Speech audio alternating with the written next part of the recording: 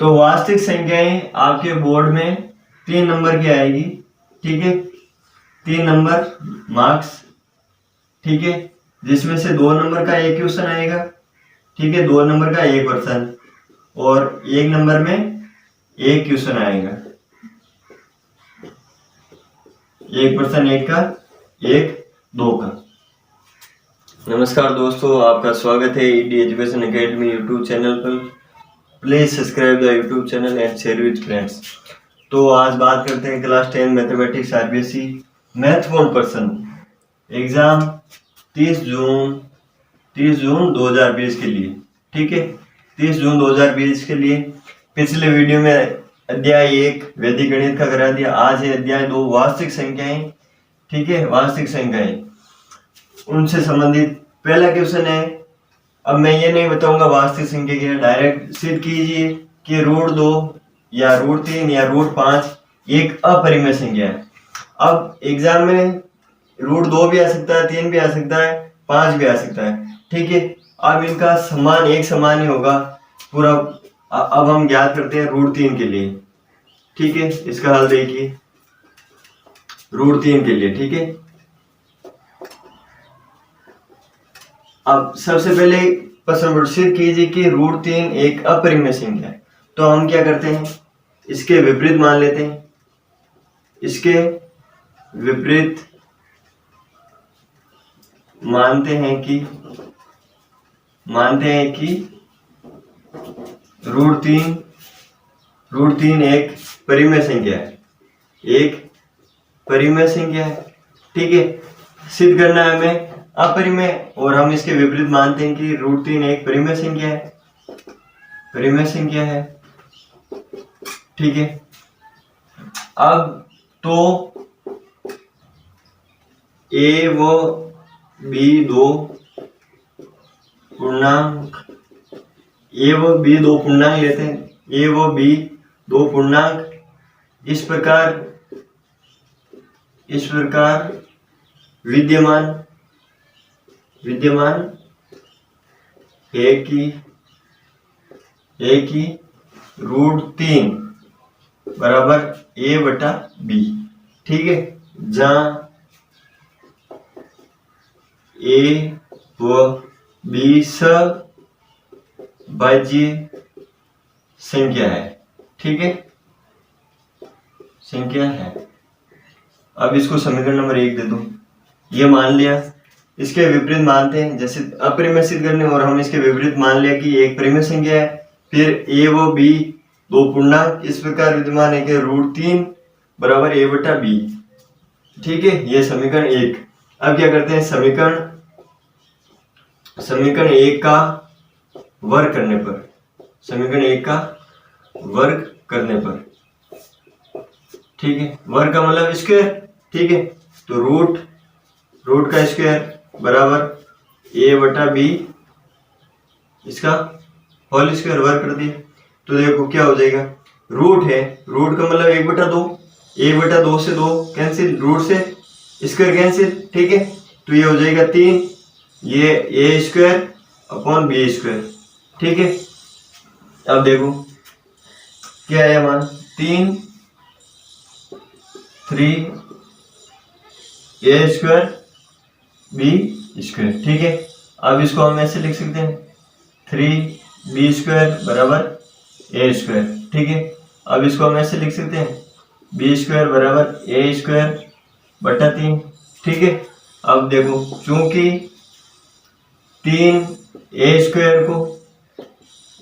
को विभाजित करता है, विभाजित मतलब भाग जाता है, देखो a² में 3 का भाग जाता है, विभाजित करता है, ठीक है, चूंकि, ठीक है, ये चूंकि का निशान है,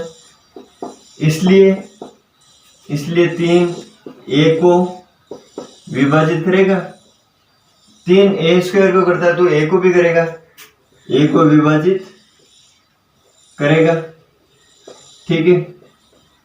अब देखो, अब माना कि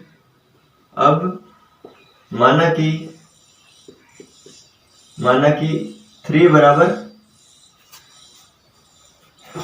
a बराबर 3c, ठीक है।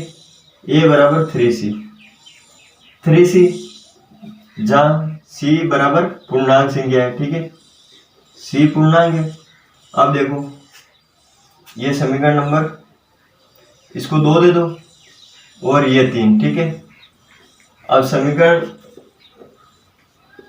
2 में 3 का मान तो देखो क्या होगा, 3b² बराबर, अब ये एक ही जगह ये क्या हो जाएगा, इसका एक स्क्वायर कर दो तो ये 3 का होल स्क्वायर, ठीक है। ये 3b² बराबर, फिर क्या होगा, इसका 9, 3 का स्क्वायर 9, c का c²। अब देखो 9 इसके नीचे, b² 3/9, ठीक है, बराबर c²। तो देखो 3 से 9 कैंसिल, तो यहाँ पीछे कितना बचेगा, 3, ये 3, ठीक है। अब देखो 3b को भी विभाजित कर रहा है, क्योंकि 3b² को विभाजित करता है, ठीक है। इसलिए 3b को भी विभाजित करेगा, ठीक है। अब देखो यहाँ तक तो हो गया। अब देखो जैसे यहाँ √2 का आ जाता है एग्जाम में, तो क्या करते हैं, ये सेम लैंग्वेज इसके विपरीत मानते हैं कि √2 एक परिमेय संख्या है तो a व b 2 पूर्णांक इस प्रकार विद्यमान है कि यहाँ √2 हो जाता a b, ठीक है। फिर जहाँ a व b सहभाज्य संख्या, कुछ नहीं करना, जहाँ 3 है वहाँ 2 करना है, ठीक है। फिर यहाँ हो जाता है √2 का स्क्वायर 2 बराबर a² बटा b², यहाँ 2 हो जाता है, यहाँ 2, फिर यहाँ लिख देते 2 a को a² को विभाजित करता है तो 2 a को विभाजित, फिर यहाँ a बराबर 2c मान लेते। कुल मिला के आपको 3 की जगह 2 करना। यदि √5 का आ जाता तो हम क्या करते हैं, √5 की जगह 3 की जगह 5 कर देते। अब देखिए इसके आगे, फिर देखो a वाले और b वाले में, देखो a और b में 3 उभयनिष्ठ है, अतः a व b में कम से कम एक उभयनिष्ठ यानी कॉमन उभयनिष्ठ 3 है, ठीक है। परंतु ये इस तथ्य का विरोध करता है कि a व b में एक अतिरिक्त कोई उभयनिष्ठ नहीं है, ठीक है। इसका विरोध करता है नहीं, अतः हमारी परिकल्पना गलत है। हमने क्या माना था कि √3 एक परिमेय संख्या है, और वो परिकल्पना गलत हो गई, तो क्या हो जाएगा, √3 परिमेय संख्या है, √3 एक अपरिमेय संख्या है।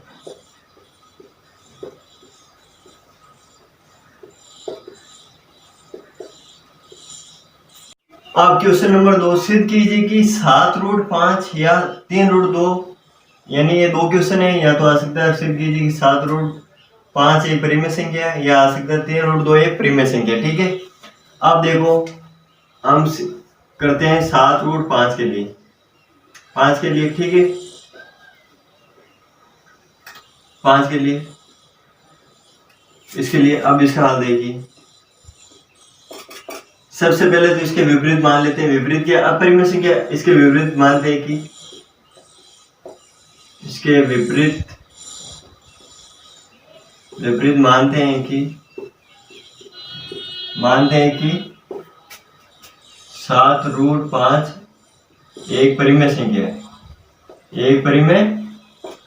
है, ठीक है, एक परिमेय संख्या है, ठीक है।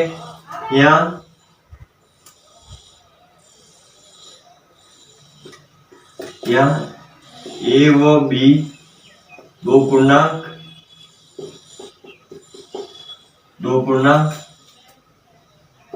इस प्रकार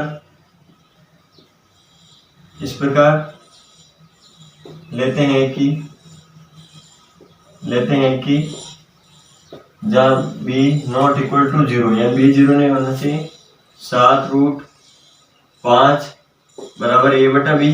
ठीक है, 7 को नीचे भेज दो तो √5 बराबर a 7b। ठीक है, अब देखो चूंकि 7 b तीनों पूर्णांक संख्या है। ठीक है, पूर्णांक संख्या है। अब देखो ठीक है, और चूंकि 7 a बराबर 7 बटा b एक परिमेय संख्या है। परिमेय संख्या क्या होती है? p बटा q के रूप में व्यक्त कर सकते हैं, जहाँ q 0 के बराबर नहीं है। यहाँ b 0 के बराबर नहीं है, 7 है, और a बटा परिमेय संख्या है।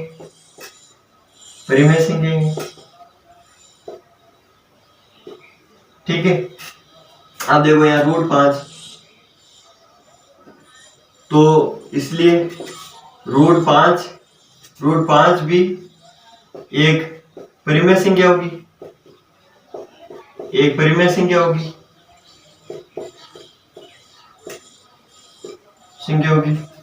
अब देखो, अब जो इस कथन का विरोध करता है, जो इस कथन का विरोध करता है, इसलिए हमारी परिकल्पना गलत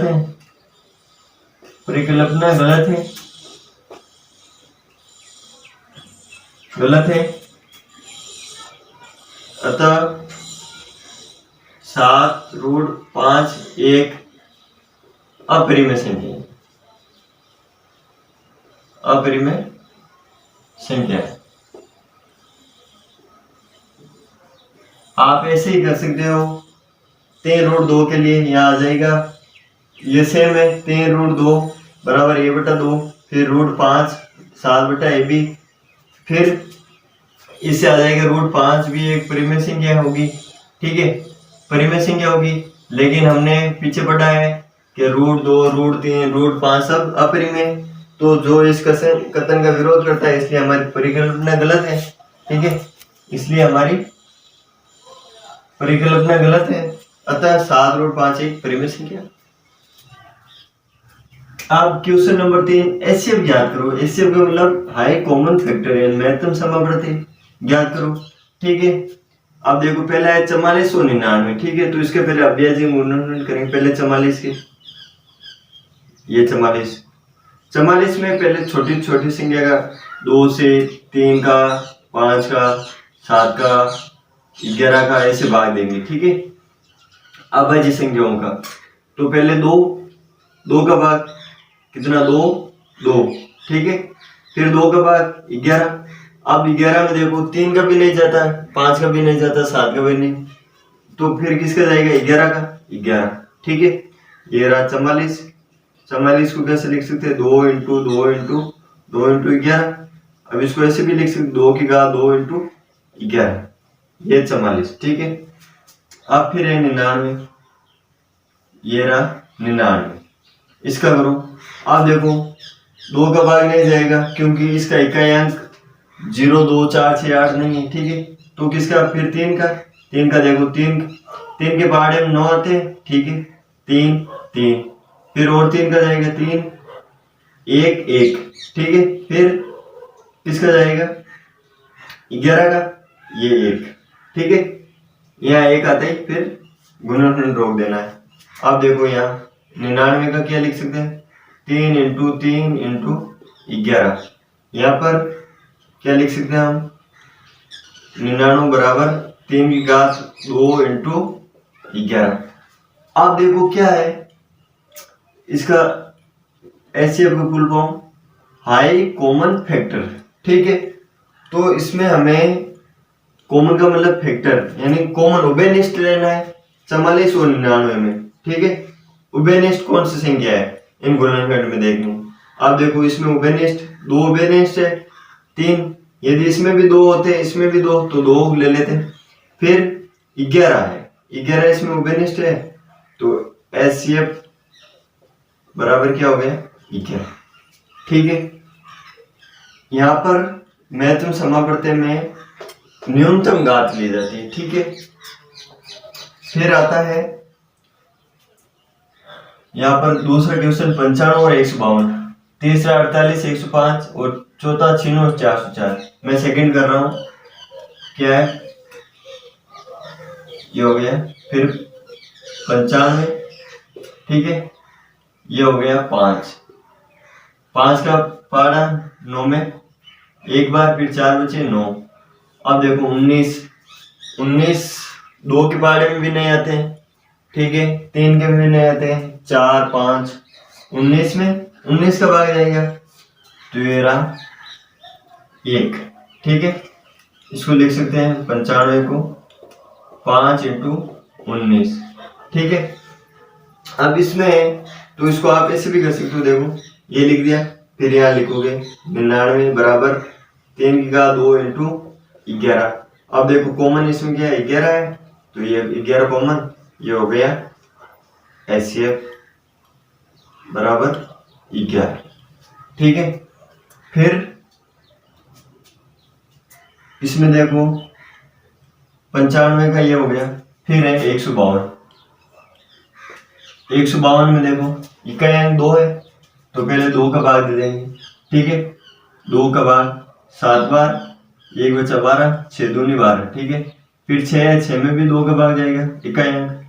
ठीक है, भाजकता के नियम से 3 बार 16 8 और 2 का जाएगा। ठीक है, यहाँ कितना हो जाएगा 2 का जाएगा 1 बार, ये 9 बार। अब 19 का भाग जाएगा 19 में 19 का भाग। ठीक है, अब देखो यहाँ 152 बराबर 1 2 3 2 इंटू 2 इंटू 2 इंटू 19। अब यहाँ देखो कॉमन लेना है। HCF का मतलब होता है महत्तम समापवर्तन, इंग्लिश में हाई कॉमन फैक्टर, यानी कॉमन फैक्टर लेना है।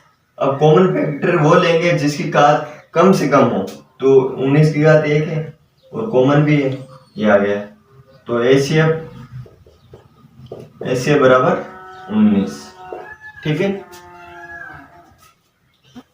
अब देखिए 96 और 404 का। ठीक है, पहले 96 क्या करेंगे 2 का भाग।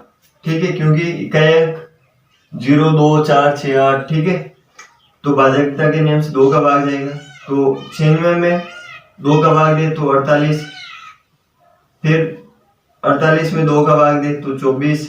ठीक है, फिर 24 में 2 का भाग तो 2 का आधा 12, फिर 12 में 2 का भाग तो 6, फिर 6 में 2 का भाग 3, फिर 3 में 3 का भाग। ठीक है 1। अब ये 96, इसको लिख सकते हैं 2 की घात कितनी है 2 इंटू 2 इंटू 2 इंटू 2, 1 2 3 4 5 और 2 है इंटू 2 इंटू 2 इंटू 3। तो 96 को ऐसे भी लिख सकते हैं 2 की घात कितनी 1 2 3 4 5 इंटू 3। ठीक है, फिर है 404। अब 404 में देखो इकाई अंक 0 2 4 6 में तो 2 का भाग 2। ठीक है, 404 का आधा कितना होगा 202। ठीक है, फिर 2 का भाग 202 का आधा 101। अब देखो 101 में किसका भाग जाएगा 5 का, देखो तो भी नहीं जाएगा। 101 में 101 का ही भाग जाएगा। ठीक है, तो ये आ गया 1। अब देखो 101 है, 101 को हम लिख सकते हैं 2 की घात कितनी 1 2 की घात 2 इंटू 101। अब देखो हमें क्या ज्ञात करना है, एचसीएफ। एचसीएफ का मतलब होता है हाई कॉमन फैक्टर, यानी कॉमन फैक्टर मतलब ओबेनिस्ट लेना, लेकिन यहाँ क्या है, हाई कॉमन फैक्टर। हाई का मतलब महत्तम, लेकिन हमें यहाँ घात सबसे, इन दोनों में कॉमन क्या आ रहा, 2 की घात, 2 की घात का। अब 2 की घात में भी हमें सबसे छोटी घात लेनी है, ठीक है।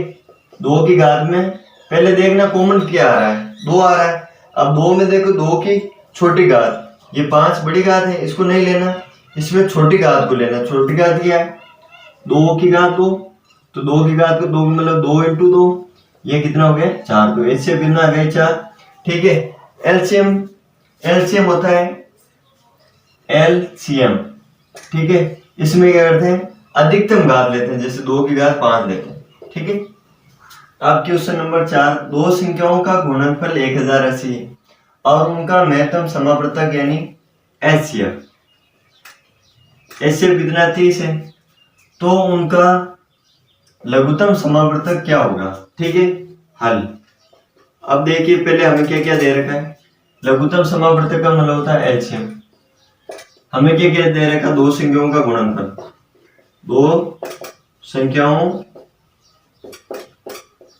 का गुणनफल, गुणनफल क्या है, एक बराबर 1080, ठीक है।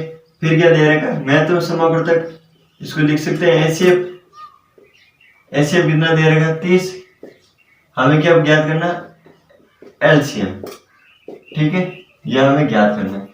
हमने एक फॉर्मूला पढ़ रखा है, क्या पढ़ रखा है, a × b बराबर एचसीएफ × एलसीएम, ठीक है।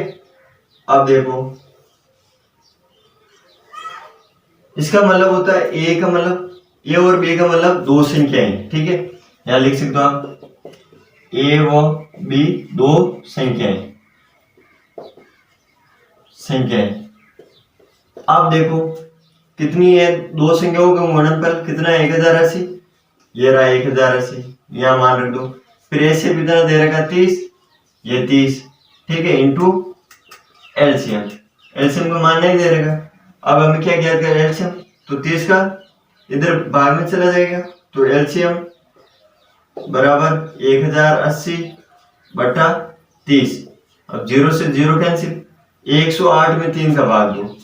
अब देखो 108 में 3 का भाग, 3 का पहाड़ा 3 बार 9, पीछे बचा 1, फिर 8 उतारेंगे, 3 का पहाड़ा 6 बार बोलेंगे तो कितना आएगा 18, 18 पीछे के बचा 0, तो हमारे पास भागफल कितना है 36, तो एलसीएम बराबर 36, यही हमें ज्ञात करना था, ठीक है।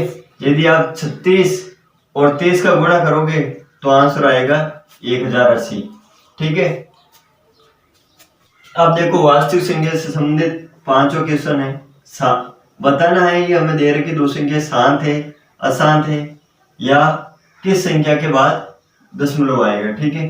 तो देखिए अब ये संख्या दे रखी है 17/8, ठीक है। इसका हल, इसको लिख सकते हैं ऐसे, x बराबर 17/8, ठीक है।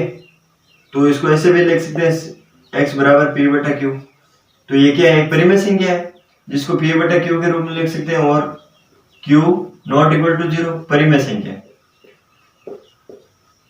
अब देखो शांत और अशांत उस टाइम बताएंगे जब ये q है, ठीक है। q क्या है, परिमेय संख्या का हर, परिमेय संख्या का हर,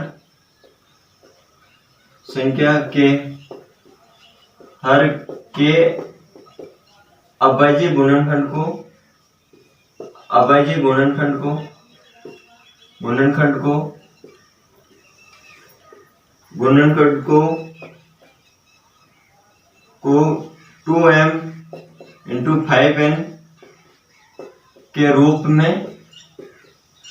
में व्यक्त कर सकते हैं, व्यक्त कर सकते हैं, ठीक है। यदि परिमेय संख्या का हर यानी q का गुणनखंड, अभाज्य गुणनखंड 2m × 5n के रूप में व्यक्त हो जाता है, तो शांत दशमलव, शांत आवर्ती की दशमलव संख्या होगी, शांत आवर्ती दशमलव संख्या, ठीक है, होगी। अन्यथा अशांत आवर्ती की दशमलव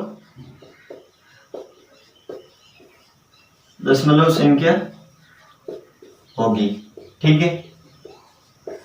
अब देखो 17/8 है, 8 का गुणनखंड करना है, ठीक है, 8 का गुणनखंड करना है, इसको बाद में कर लेंगे हम।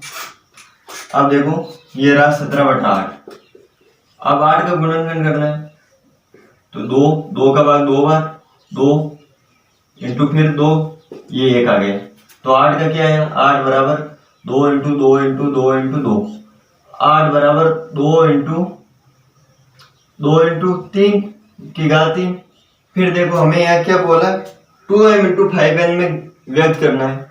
तो देखो इसको हम ऐसे लिख सकते हो 5 की घात 0, क्योंकि किसी की भी घात 0 उसका मान 1 आता है। अब 1 इससे गुणा होगा तो कोई फर्क पड़ने वाला नहीं, तो इसको हम लिख सकते हैं 17/2 की घात 3।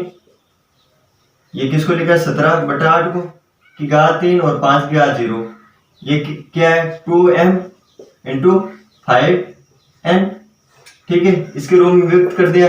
इसका मतलब ये शांत दशमलव संख्या होगी, ठीक है।